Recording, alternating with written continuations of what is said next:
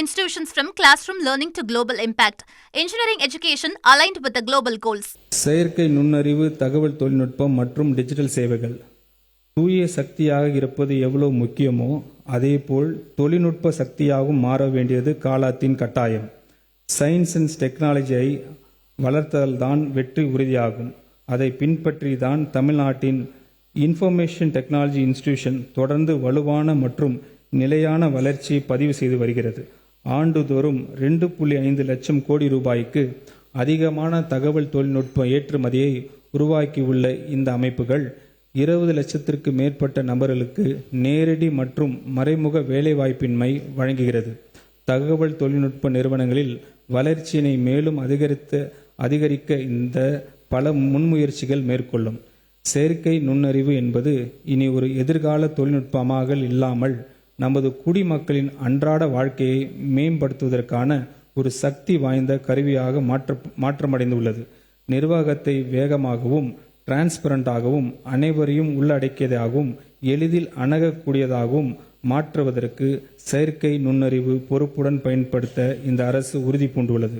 செயற்கை நுண்ணறிவு, குவாண்டம் தொழில்நுட்பம், animation, visual effects, comics, gaming and virtual reality போன்ற வளர்ந்து வரும் தொழில்நுட்பங்களை தமிழ்நாடு ஏஐ மிஷன் வளப்படுத்தும். இந்த அமைப்பு சுகாதாரம், விவசாயம், கல்வி, குடிமக்கள் சேவைகள், நகர்ப்புற நிர்வாகம் மற்றும் சமூக நல நிர்வாகம் போன்ற துறைகளிலும் தேவையான இதர துறைகளிலும் செயற்கை நுண்ணறிவு சார்ந்த முன்முயற்சிகள் தனி கவனம் செலுத்தும். செயல்பாடுகளின் வெளிப்படைத்தன்மை மற்றும் முக்கிய பொறுப்பை உறுதி செய்யவும் பல்வேறு அரசு துறைகளின் சேவைகளை இணைய வழியில் மக்களுக்கு வழங்கும் வகையிலும் அனைத்தும் சேவை மையங்கள், அதிவேக இணைய இணைப்பு மற்றும் கூடுதல் மக்கள் நல சேவைகளுடன் சேவை 2.0 மையங்களாக அரசு மேம்படுத்தும். தற்போது 20 துறைகளை சார்ந்த 76 சேவைகளை வழங்கும் நம்ம அரசு வாட்ஸ்அப் சாட்பாட் வசதியானது 275 மக்கள் நல சேவைகளை வழங்கும் வகையில் மேம்படுத்தப்படும். இந்த திருத்த வரவு செலவு திட்ட மதிப்பீடுகளில் செயற்கை நுண்ணறிவு,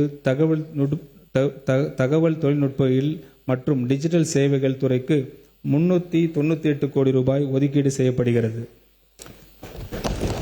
எரிசக்தி 2036 ஆண்டுக்குள் $1.5 டிரில்லியன் பொருளாதாரம் எனும் அரசின் தொலைநோக்க பார்வையின் இலக்கை அடைவதில் எரிசக்தி துறை பங்களிப்பு அவசியமாகும்.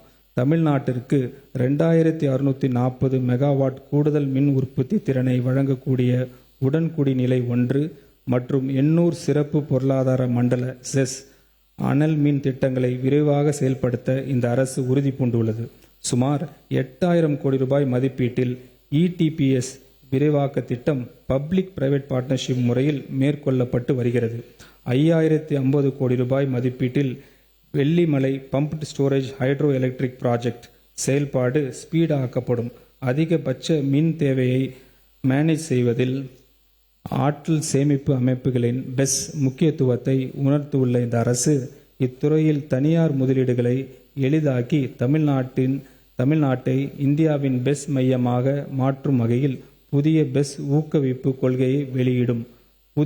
புதுப்பிக்கத்தக்க எரிசக்தி மேம்படுத்தி தனது எரிசக்தி உத்தியை செயல்படுத்துவதில் அரசு முனைப்பாக உள்ளது.